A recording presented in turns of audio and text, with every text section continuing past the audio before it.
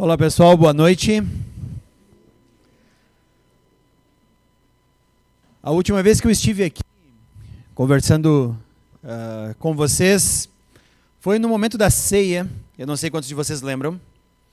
E eu disse então que eu ia fazer algumas aplicações a respeito do livro de Gálatas. Então, já dando um pequeno spoiler daquilo que nós vamos conversar, nós já conversamos um pouquinho lá na ceia a respeito de algumas implicações do livro de Gálatas. E hoje eu quero continuar. Na verdade, eu quero começar o livro de Gálatas, né? Então, nós vamos dar uma olhadinha nos primeiros versículos. Então, já vai abrindo a tua Bíblia aí no livro de Gálatas, no primeiro capítulo. Nós vamos olhar esses primeiros versículos, do 1 até o 10. Mas antes de iniciar, eu quero dar então uma breve introdução, porque eu sei que nem todos estavam presentes lá no momento da ceia. Então, eu vou dar uma breve ilustração a respeito do livro de Gálatas. Paulo, na sua primeira viagem de evangelismo, ele passa pela região da Galácia. Era uma região, então, de uma colônia grego-romana. E ele implanta, então, algumas igrejas naquela região. É uma região, não é uma cidade. As outras cartas de Paulo são escritas para cidades. Coríntios, Éfeso, Filipos, Tessalônica. Mas Gálatas é uma carta escrita para uma região. A parte sul da Galácia, principalmente. E foi escrito, como eu falei para vocês, um pouquinho antes do Concílio de Jerusalém. O Concílio de Jerusalém, ele resolveu aquela questão onde alguns judeus e alguns cristãos, eles estavam confusos a respeito de como o judaísmo e o cristianismo seriam semelhantes e ao mesmo tempo separados. Então, o cristianismo era uma vertente muito nova. E quando Paulo passa pelas igrejas da Galácia e implanta pela região da Galácia e implanta algumas igrejas, o que acontece é que depois de Paulo, alguns judeus, ou considerados judaizantes, eles chegaram na região e disseram, olha, legal isso que Paulo falou, legal a respeito de Jesus, mas para vocês serem realmente filhos de Deus, vocês precisam cumprir algumas regras religiosas. E aí então ficou principalmente as questões a respeito da guarda do sábado, a dieta alimentícia e a circuncisão. Quando Paulo ficou sabendo que a igreja estava passando por esse problema, além de o risco de nós termos uma igreja cristã, que o próprio Paulo vai falar, não vamos conversar sobre isso hoje, mas o Paulo vai falar que foi para a liberdade que Cristo conquista os cristãos, ele vê o grande risco da igreja cristã ser encerrada em um monte de regras religiosas, e isso particularmente afogaria a essência do cristianismo, que é a liberdade, a fé e a graça. Tudo viraria novamente uma questão de religiosidade. Então esse foi o grande problema que Paulo então vai tentar resolver. Mas para falar mal, entre aspas, daquilo que Paulo pregou, antes aqueles judaizantes que foram para a Galácia tinham que denegrir a imagem do apóstolo Paulo. Ah, não, Paulo não era assim tão apóstolo, ele provavelmente nem estava lá no ministério de Jesus, apóstolos mesmo são aqueles que estão em Jerusalém e tudo mais. Então, além disso, Paulo também vai fazer uma grande defesa a respeito do seu apostolado. E ainda bem que Paulo faz isso, porque se não fosse o que Paulo fala na Epístola de Gálatas, a nossa ideia de apóstolo seria muito limitada. Mas Paulo vai estabelecer algumas coisas, mas no momento certo chegaremos lá e falaremos sobre o que realmente é um apostolado bíblico. Hoje, então, eu quero que a gente se limite a olhar os 10 primeiros versículos da carta aos Gálatas, que já dá um baita pano para a manga. Tá bom? Então, abra aí a sua Bíblia, se prepare. Eu vou ler aqui, então, os 10 primeiros versículos. Paulo, apóstolo, enviado, não da parte dos homens, nem por meio de pessoa alguma, mas por Jesus Cristo e por Deus Pai, que o ressuscitou dos mortos. E todos os irmãos que estão comigo, às igrejas da Galácia. A vocês, Graça e paz da parte de Deus nosso Pai e do Senhor Jesus Cristo, que se entregou a si mesmo por nossos pecados, a fim de nos resgatar desta presente era perversa, segundo a vontade do nosso Deus e Pai, a quem seja a glória para todo sempre. Amém. Admiro-me de que vocês estejam abandonando tão rapidamente aquele que os chamou pela graça de Cristo para seguirem outro evangelho, que na realidade não é o evangelho. O que ocorre é que algumas pessoas os estão perturbando, querendo perverter o evangelho de Cristo. Mas ainda que nós, ou um anjo dos céus, pregue que um evangelho diferente daquele que lhes pregamos, que seja amaldiçoado. Como já dissemos, agora repito, se alguém lhes anuncia um evangelho diferente daquele que já receberam, que seja amaldiçoado. Acaso busco eu agora a aprovação dos homens ou a de Deus? Ou estou tentando agradar a homens? Se eu ainda estivesse procurando agradar a homens, não seria servo de Cristo. Aqui Paulo começou a trabalhar o principal problema da sua carta. Mas antes nós temos uma introdução que Paulo faz nesses 5 primeiros versículos, e essa introdução ela é extremamente rica. Ela é extremamente rica porque já na abertura Paulo se identifica e, mais do que isso, identifica quem está autorizando o seu ministério. Ele diz: eu sou Paulo e eu não venho aqui com nenhuma insígnia humana. Não venho aqui dar carteiraço porque alguém disse que eu sou. Mas eu sou um apóstolo enviado não da parte de homens, mas por Jesus Cristo e por Deus Pai. Paulo já está, então, colocando a questão, porque eu falei para vocês, a primeira coisa que as pessoas estavam fazendo com o apóstolo Paulo era denegrir a sua imagem, dizendo que ele realmente não era um apóstolo.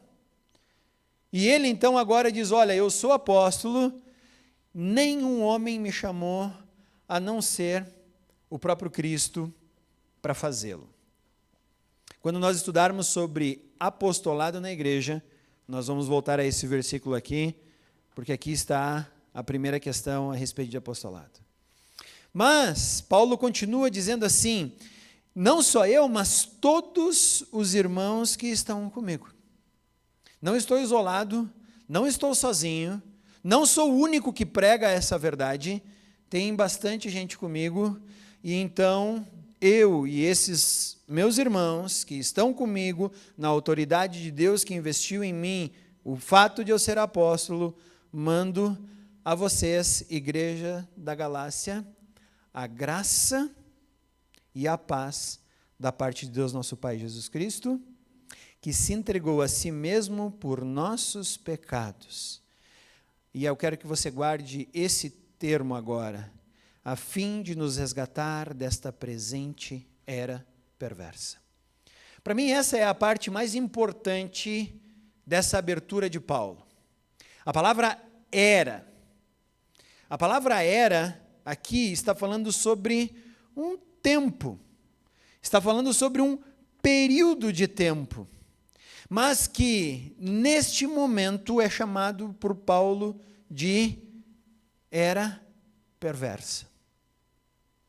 Então, Paulo já está projetando a si e já está ensinando a igreja a projetar a sua existência aqui para uma era diferente. E nós já vamos conversar um pouquinho sobre isso. Essa foi a abertura de Paulo, e logo depois, então, vem uma frase de admiração, vem uma frase de espanto, vem uma frase que Paulo quase não acredita no que está escrevendo, e ele bota assim: admiro-me de que vocês estejam abandonando tão rapidamente aquele que os chamou pela graça de Cristo para seguirem um outro evangelho. Paulo está falando aqui que há um outro evangelho, mas esse outro evangelho é um evangelho diferente, ele não é igual em essência. Ele não é um evangelho heteros, ele é um evangelho allos, ou seja, é uma coisa diferente. Você poderia dizer assim, macarrão, massa, macarrão, espaguete, bigoli são heteros. Todos eles são feitos de farinha, com trigo, água, você amassa, cozinha na água. A diferença é a forma que você serve. Né? O macarrão é furadinho, o espaguete é mais fino e vem um formato circular, o bigoli já vem em um outro formato. Isso é heteros. Eles são diferentes, mas são heteros. Agora, allos significa você falar sobre arroz, batata e macarrão. São 3 carboidratos. Parecem a mesma coisa, mas não são. Estão entendendo o que Paulo diz aqui agora? Então, Paulo diz que é um evangelho diferente que está sendo colocado diante dessa igreja, e esse é o risco. E eu fiquei pensando, será que hoje nós corremos o risco como as igrejas da Galácia estavam correndo? Será que há um evangelho por aí que está sendo pregado e não é o evangelho sendo pregado? Será que nós corremos o risco de estarmos sendo enganados? E eu então elenquei 3 formas de um evangelho contemporâneo que está sendo pregado aí, mas que não é evangelho. E todos eles falam a respeito da era perversa e você viver bem dentro dessa era perversa onde você está. Por que eu chamo de evangelho falso? Porque é um evangelho que não prepara a igreja a viver esta era para uma era futura. E hoje eu elenquei 3 tipos de evangelho. O evangelho da prosperidade. O que é isso, o evangelho da prosperidade? É aquele que diz para você que se você chegar até Jesus, você vai conseguir ter ganhos materiais nessa vida. Que você vai enriquecer, que você vai se dar bem, que vai dar tudo certo, teus negócios só vão dar bem, você só vai para frente.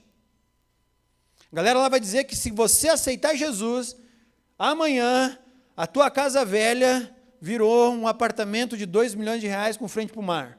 Mas eu moro em Caxias, não tem mar. Fica tranquilo, Deus vai fazer um mar. É só ter fé.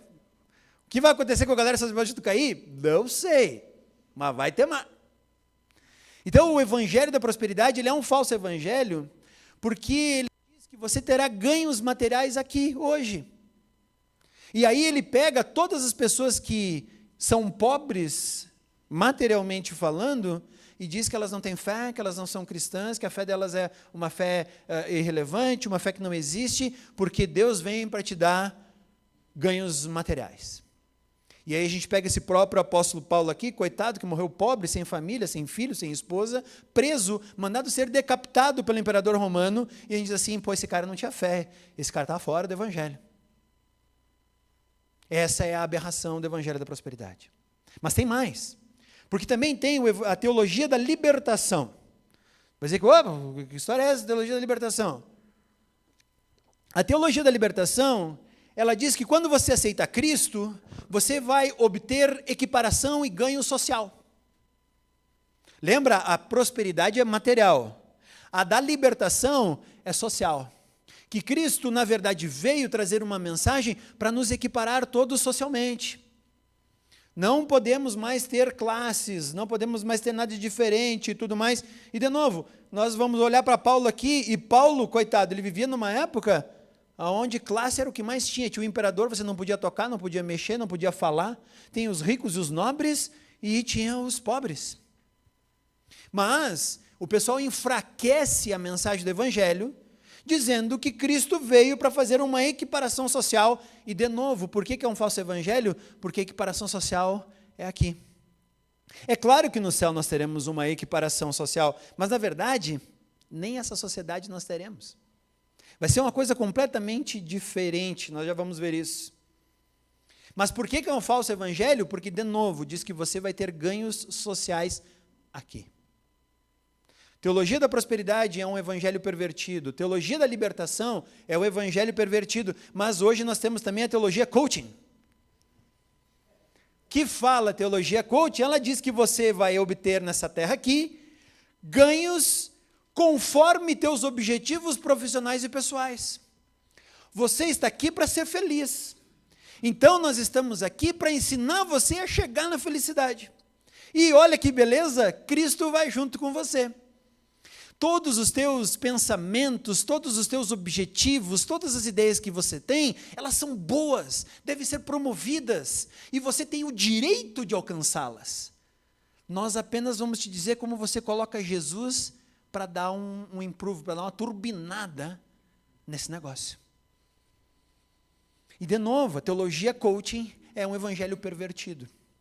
Por quê? Porque, de novo, ela só experimenta ganhos pessoais e profissionais para você viver aqui na Terra. Qualquer evangelho que não te prepara hoje para começar a experimentar uma era diferente desta perversa era, qualquer evangelho que for colocado e pregado para você, dizendo que você terá ganhos com Jesus aqui, só, exclusivamente, é um evangelho pervertido. O maior engano do falso evangelho se limita a ter ganhos nesse mundo. E aí, o que Paulo fala, nessa era.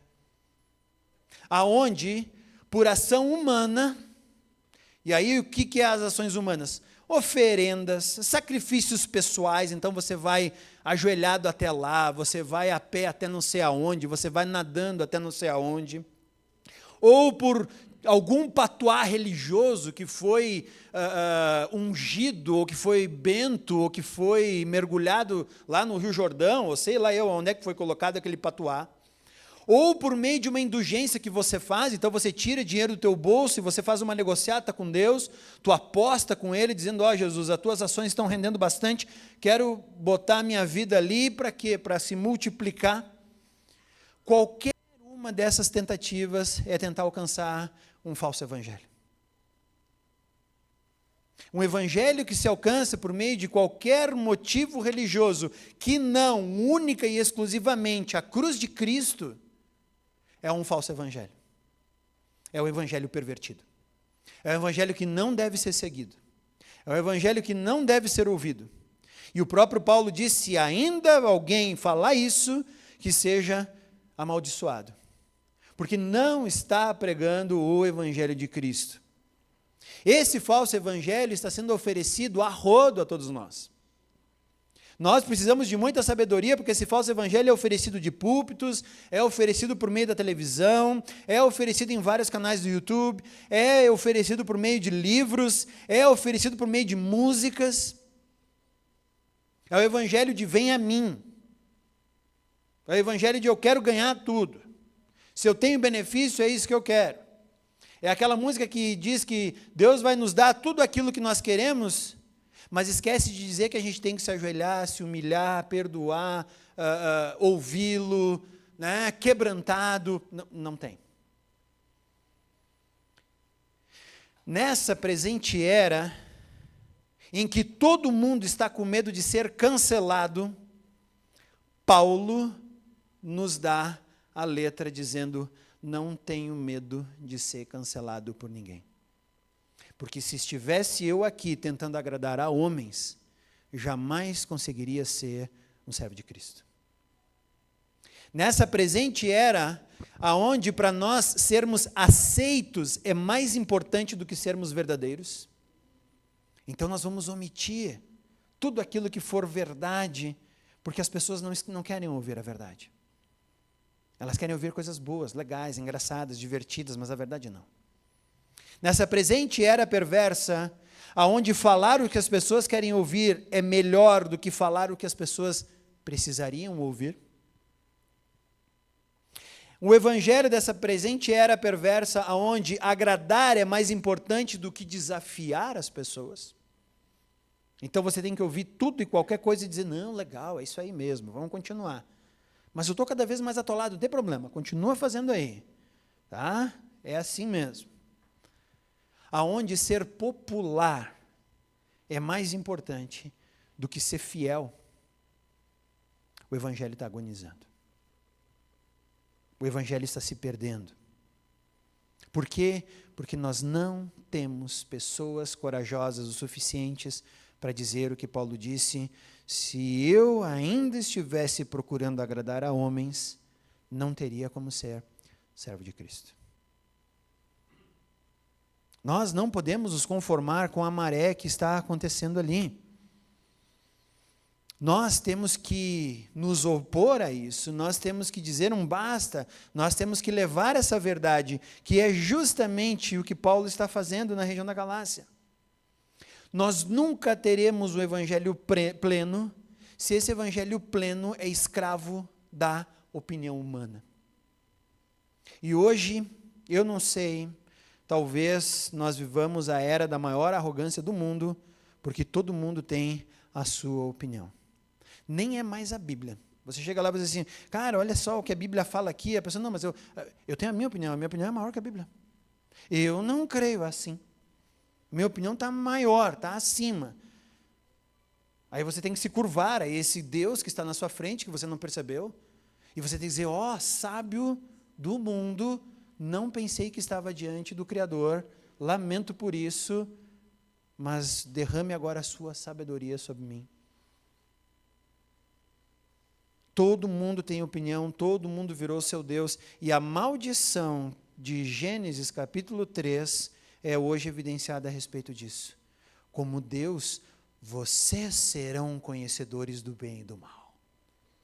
Vocês dirão o que é o bem e o que é o mal. Ninguém poderá dizer para vocês, mas a opinião de vocês estará sobre todas as coisas. Essa foi a verdade vendida e comprada pela humanidade. E tudo que fazemos hoje é um eco daquilo que Eva ouviu. Não! O dia em que provarem como Deus, serão conhecedores do bem e do mal. Vocês vão dizer o que é certo, vocês vão dizer o que é errado. Por isso vivemos em uma sociedade que diz quem vai matar, quem não vai matar, quem vai prender, quem não vai prender, quem vai fazer, quem não vai fazer. Por quê? Porque eu decido. Minhas regras. Não é assim que nós falamos? Então eu decido sobre morte e sobre vida. Eu decido sobre qualquer coisa. Porque sou eu que decido o que é certo ou errado. E com isso vem o eco de Gênesis na mente humana dizendo, vai lá, decide, tu é que nem Deus mesmo. Tu é como Deus.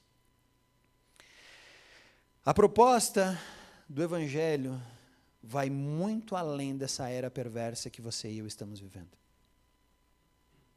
E é isso que eu quero que quando Paulo fala a respeito de um evangelho que extrapola a presente era perversa. E durante toda a carta de Gálatas, Paulo vai falar sobre um evangelho que nos prepara para uma vida eterna, que é desassociada da presente era, embora ela começa a funcionar aqui. Paulo tem em mente, esses dias alguém mandou uma mensagem do WhatsApp, é o pessoal que está na leitura bíblica,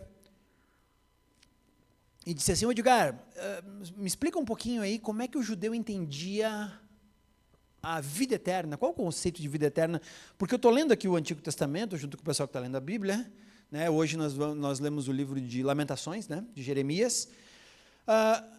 Eu queria só entender como é que o judeu entende esse conceito de vida eterna, porque não é tão claro, e eu disse para ele, realmente não é. Mas todo judeu tinha um termo bastante específico, que no Antigo Testamento, se fosse traduzir o português ipsis literi, seria vida até a era.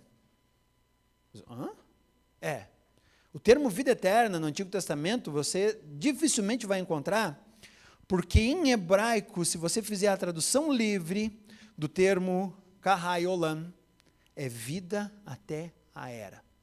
Tá? E como é que funciona essa vida até a era? Para o judeu, é uma vida que acontece aqui, mas que perdura neste tempo e alcança uma dimensão de eternidade. Ou seja, para todo mundo que é cristão, a vida eterna já começou. A gente fica esperando a morte, né? Não, quando eu morrer, aí sim chegarei e começarei a desfrutar da vida eterna. O conceito é que a vida eterna começa quando Cristo te propõe essa nova vida que havia sido proposta por Deus à humanidade lá no Éden, mas que a humanidade disse: dá licença, deixa eu viver uma outra era, uma outra vida, a minha própria. Não quero mais essa vida proposta por Deus. E nós perdemos essa possibilidade. Por isso que eu gosto do livro de Gênesis, que Deus diz assim: então tá, você quer viver essa era? Você vai viver essa era. Qual é a condenação do homem? Você foi tirado do pó, e ao pó voltará. Sem mim, a tua vida está destinada a essa era que nós contamos o tempo, a história, a rotação e a translação da Terra, e se acaba ali. Se tudo que o homem quer é essa vida, então ele que viva. Foste tirado do pó, ao pó retornarás. Mas, em Cristo, Deus nos dá uma nova proposta, em que o pó não ceifa a nossa vida. Em que nós voltamos ao pó, mas nós adentramos em uma nova era. Eu sei que o conceito nova era é estranho. A gente sempre aprendeu a ter medo desse termo. Mas é uma era em Deus. Esse é o objetivo. No Éden, a humanidade recebeu aquela proposta e negou. Em Cristo, Deus vem trazer novamente essa proposta. A rebelião humana fez com que você e eu perdêssemos o rumo de uma vida atemporal, de uma vida fora do tempo. O Francesco mostrou aqui o alfa e o ômega, mostrando que Deus é o início e o fim. Né? Ele é tudo. E aí nós queremos apenas essa vida terrena.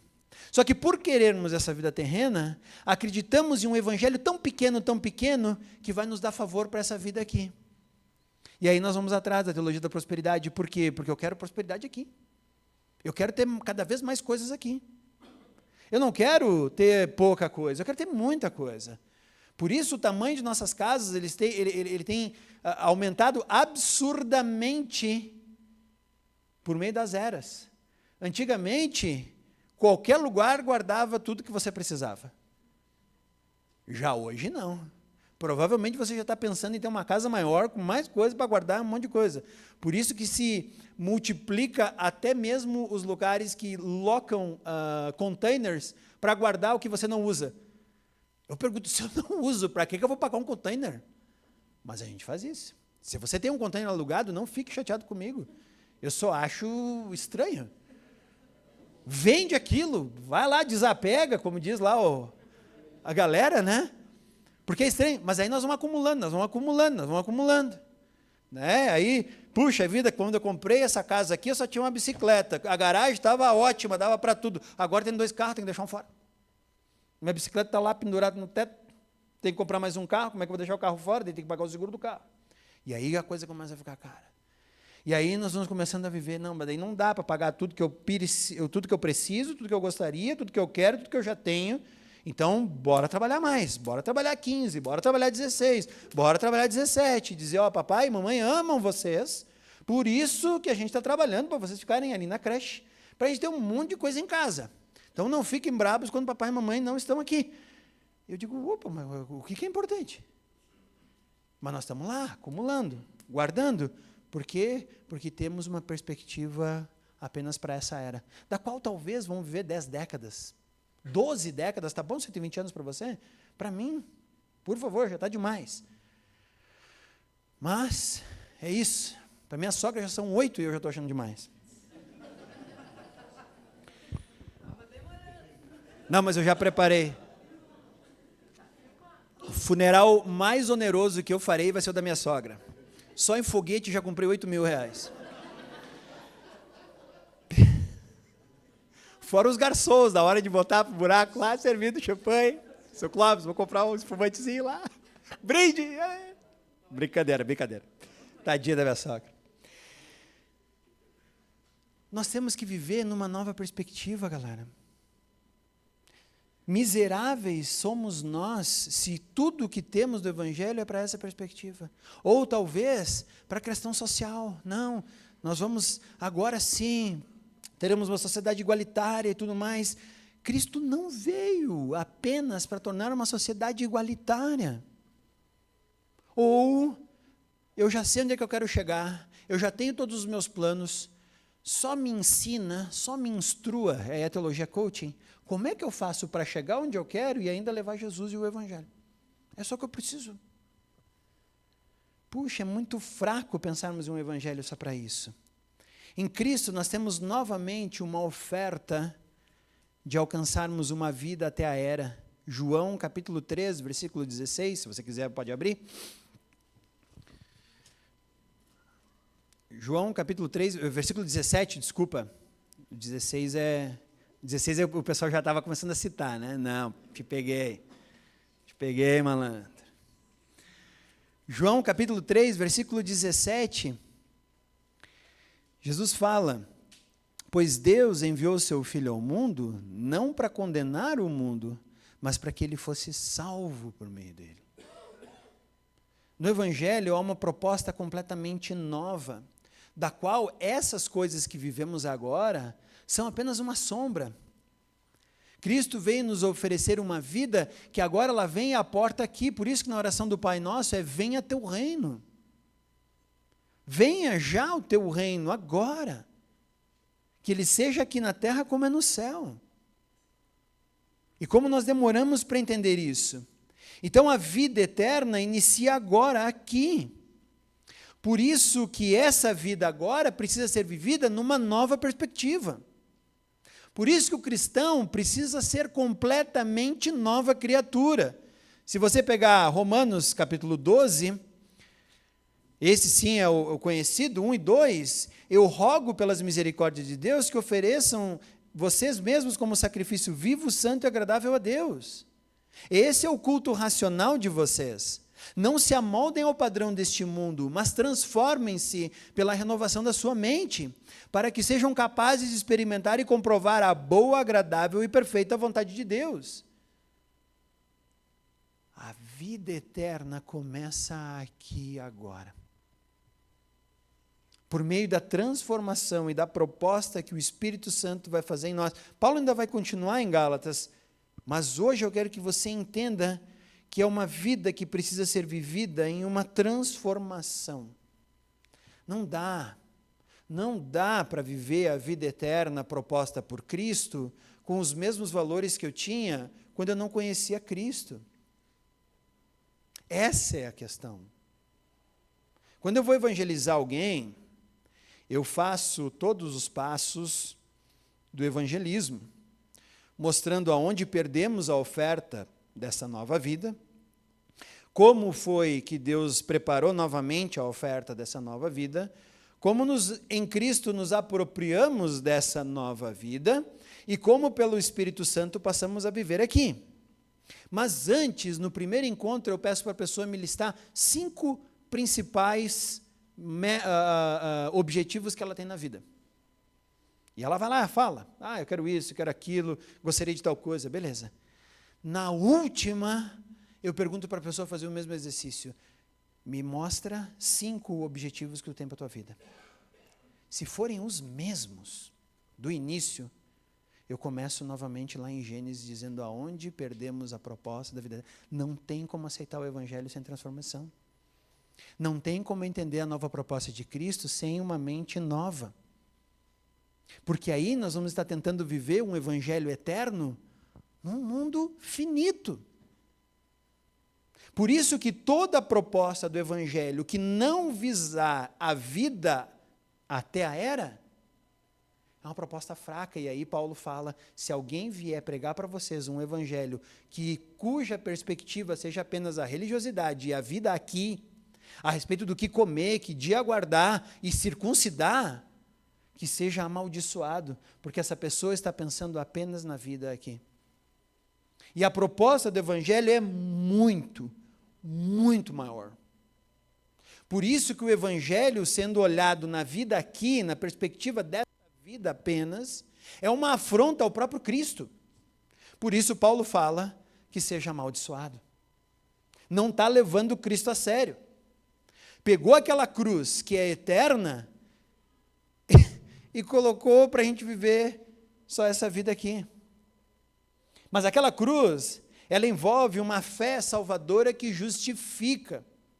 Ou seja, voltamos à introdução de Paulo a Gálatas, foi para o perdão dos vossos pecados que Cristo morreu na cruz. Aí está operada a justiça de Deus. Deus não é injusto.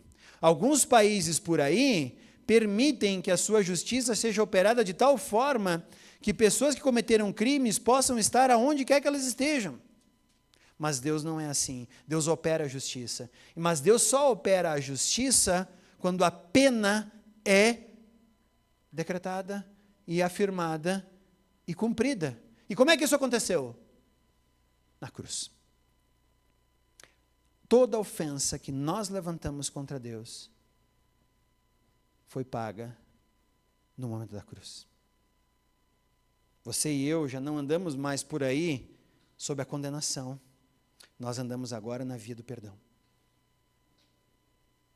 Mais do que isso, essa proposta agora ela pede arrependimento e regeneração. Eu tenho que ser outra pessoa. Mas eu tenho que ser outra pessoa tão diferente que eu tenho que me arrepender da pessoa que era. Essa é a proposta do Evangelho. Eu tenho vergonha de quem eu era antes de conhecer Cristo. Você não sabe quanto perdão eu já tive que pedir de gente que eu já encontrei por aí. Que a pessoa fala, esse é o Edgar. Eu digo, ai. Me conhece antes ou depois? Porque se me conhece antes, eu preciso te dizer, perdão, encontrei Jesus. Né? Por isso. Já falei para vocês, uma vez eu fui votar, e eu votava num colégio, não, eu fui ver a palestra do meu tio num colégio, meu tio foi fazer uma palestra, ele disse, vai lá ver a minha palestra, eu disse, não, claro que eu vou, e era na escola a primeira escola que eu fui estudar, digo, que legal, né? Aí lá, olhando os corredores e tal, uma mulher vem me abordar, ela diz, tu é o Edgar, né? Eu disse, eu sou, né, tentando descobrir de onde é que ela me conhecia, né, mas eu não identifiquei, não olhei. E aí ela disse, pois é, eu não tenho boas lembranças de ti.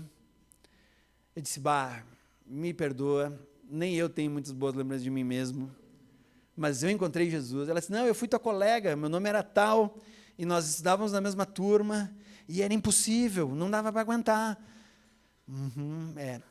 Tu tem toda a razão. Tem toda a razão. Se hoje eu conhecesse a Cristo da forma como eu conheço, eu tentaria, né, me endireitar de uma forma diferente. Isso é arrependimento, isso é regeneração. Se você vive a vida aqui na terra, sem se envergonhar de quem você era antes de encontrar Cristo, eu te convido a olhar novamente a proposta do Evangelho. Se você acha que você já era bonzinho o suficiente, legal o suficiente, e não precisa mudar muita coisa, eu quero te convidar a olhar o Evangelho com seriedade. Porque nós precisamos nos arrepender e nós precisamos nos regenerar. Se alguém chega para Cristo e acha que não precisa ser regenerado, ou é Deus ou é o Espírito Santo. Fora isso, galera, não tem outra opção.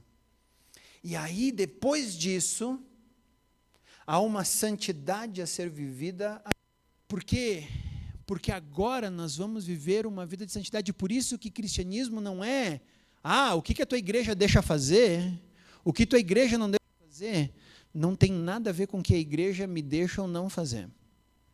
Tem a ver com o caráter de santidade de Cristo que eu aplico na minha vida. Eu recebo tantas ofertas quanto vocês. Mas pela graça e misericórdia de Cristo, eu tenho que continuar vivendo a mesma santidade. Então, por exemplo, quando se apresenta alguma mulher que se oferece para mim e não é a minha esposa, eu tenho que dizer, olha, eu já tenho um compromisso com uma mulher que eu fiz diante de Deus, diante da minha família, diante de um monte de amigo que estava lá no dia que eu convidei, e eu disse para ela que eu ia ser fiel.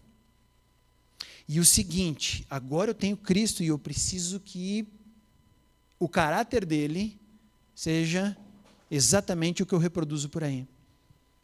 Então você vai me desculpar, mas eu não posso quebrar uma aliança feita com Deus e com uma mulher que já está há 27 anos do meu lado aí, e nós estamos com um compromisso um com o outro. Tá. Eu recebo as mesmas ofertas, vamos negociar o imposto desse ano? Vamos pagar só metade? O senhor quer nota? O senhor costuma botar o CPF na nota? Costumo. Adorei a iniciativa do governo gaúcho. Por quê? Porque agora é uma desculpa para eu justamente dizer para o cara que está me vendendo negócio, bota o CPF aí, pode tirar a nota inteira. Porque, primeiro, eu vou tentar o meu desconto do IPVA. Né? Segundo, se o governo me devolver algum dinheirinho, está valendo também. Terceiro, eu estou aplicando o princípio da santidade e da honestidade de Cristo. Pode me dar a minha nota com o meu CPF. Não, mas é o seguinte, se o senhor fizer com meia nota, é mais barato. Se o senhor fizer com tal coisa, é diferente o preço. Não. Eu tenho que aplicar a santidade de Cristo. E Cristo diz que seja o seu sim, sim, o seu não, não. O que for fora disso, eu estou corrompendo meu caráter. Pode me dar. Por isso eu olho um carro que pode estar com a chave no ponto de ignição e aberto, e eu não vou entrar nele, a não ser que seja o carro que está com a placa do documento que está no meu nome. Por quê? Porque isso qualificaria um furto. E o que fala a lei de Deus? Não furtarás. Está entendendo como é que funciona o negócio? Agora nós vivemos na aplicação dessa santidade. Por quê? Porque a vida eterna começa aqui. A vida eterna não começa quando eu morrer e for para o caixão. A vida eterna começa agora. Então a aplicação dessa vida eterna precisa acontecer aqui, exatamente hoje. Por isso que qualquer evangelho que diga que a vida eterna proposta por Cristo é coisas boas aqui na terra, é muito pequeno. E qualquer evangelho que não te incentiva, dizendo a vida eterna começou quando você aceitou Cristo, e a partir de agora a vida que você vive é uma vida eterna, que perdura nesse tempo e espaço, mas alcança uma perspectiva infinita, também é um evangelho muito fraco. Por isso que nós cristãos agora, nós temos uma fé salvadora que justifica, ou seja, alcançamos o perdão por meio da cruz. Segundo, nos arrependemos de quem éramos e nos regeneramos para uma nova vida, para um novo ser, que começa a viver a santidade de Cristo hoje aqui. E tudo o que fazemos, com todas as relações que temos, com tudo o que vemos na TV, com tudo o que fazemos, com qualquer coisa, já é a perspectiva dessa vida eterna. Por isso eu gosto de conversar com as crianças que estão por aí e tal, porque quando a minha vida encontra delas, elas podem ter um vislumbre da vida eterna. Por isso que eu não quero magoá-las, machucá-las, eu quero instruí-las, eu quero cuidar delas, eu quero estar com elas, porque elas têm que ter um vislumbre da vida eterna quando eu estou perto delas. Para que elas também queiram, eu queria alcançar essa vida aí, como é que eu faço? Senta aqui, vou te explicar. Essa é a perspectiva de uma vida eterna. Por isso que eu gosto de, quando eu converso com as pessoas, estou no meio de vocês aí, conversando e tudo mais, conversar com você, porque eu quero que você olhe para mim e já veja a perspectiva de uma vida que é eterna já daqui. E essa carcaça, se Cristo não voltar antes, vai para o pó. Mas, como o próprio Paulo fala aos Coríntios, a nossa perspectiva é a vida em Cristo. É a vida até a era. Qualquer evangelho sendo oferecido para aí, que não tem essa perspectiva de fé justificadora, arrependimento e regeneração, e santidade operada no cotidiano, é muito fraco. É muito aquém. Não escute. Não dê olhos para aquilo. Não dê likes para esse tipo de coisa. Saia correndo, gritando, maldito és tu. Porque o meu evangelho é uma proposta bem diferente. Muito maior. Que nós vivemos a vida eterna hoje, aqui. Vamos orar? Senhor Deus, obrigado pela palavra inspirada a Paulo. Obrigado porque um dia ele foi escrever para essas igrejas da Galácia, e nós podemos olhar para essa perspectiva paulina e podemos dizer, realmente o evangelho é muito maior. Lamentamos, Pai, por homens que não conseguem observar a eternidade da proposta, a nova vida, a regeneração que está proposta em ti, e tornam o Evangelho uma coisa simples, uma coisa para ser vivida aqui, para ser manipulada aqui. Que falta de perspectiva, Senhor. Se essa é a nossa perspectiva, Deus nos perdoa. Queremos olhar para essa vida que Tu propõe e queremos vivê-la agora. Queremos viver a perspectiva da vida eterna a partir desse momento. Por quê? Porque na vida eterna não vai acontecer quando nós morrermos. A vida eterna acontece quando a Tua vida encontrou a nossa. Quando nós que estávamos perdidos fomos achados e encontrados. Quando o Espírito Santo veio habitar o nosso coração e transformar a nossa mente. Transformar valores, transformar as perspectivas, transformar a forma pela qual vivemos com as pessoas ao nosso redor. Transformar cada um de nós. E tudo isso precisamos e aceitamos apenas pela fé justificadora da cruz, do Cristo que derramou seu sangue lá. Ô Senhor, nos ajuda a mantermos essa perspectiva. Nos ajuda a olhar para o Teu Evangelho da forma como ele deve ser olhado. E a vida eterna é essa, que Te conheçam, ao único Deus verdadeiro e ao Filho a quem enviaste. Ô Senhor, nos ajuda a vivermos a vida eterna agora. Aqui, nessa perspectiva. Se não tivermos essa oportunidade ainda, que possamos procurar alguém que nos ajude, que nos instrua e nos conecte à vida até a era. Em nome de Cristo, agradecemos. Amém.